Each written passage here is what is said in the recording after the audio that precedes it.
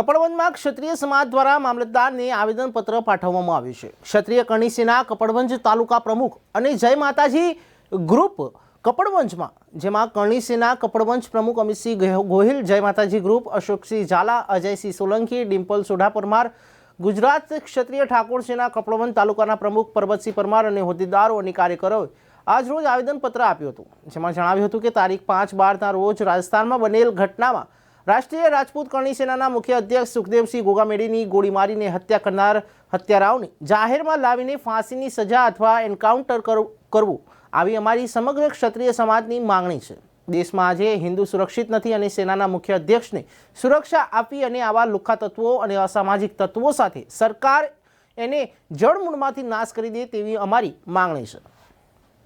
સુખદેવસિંહજીની હત્યા થઈ છે, તેના અનુસંધાને આજે અમે આવેદનપત્ર આપી રહ્યા છીએ। કપડવંજ ક્ષત્રિય સમાજ વતી આજે અમે આવેદનપત્ર આપીએ છીએ અને અમે જે ગુનેગારો છે તેમને સખ્ત સજા થાય, સખ્તમાં સખ્ત સજા કરવામાં આવે અમે માગણી કરીએ છીએ કપડવંજ ક્ષત્રિય સમાજ દ્વારા।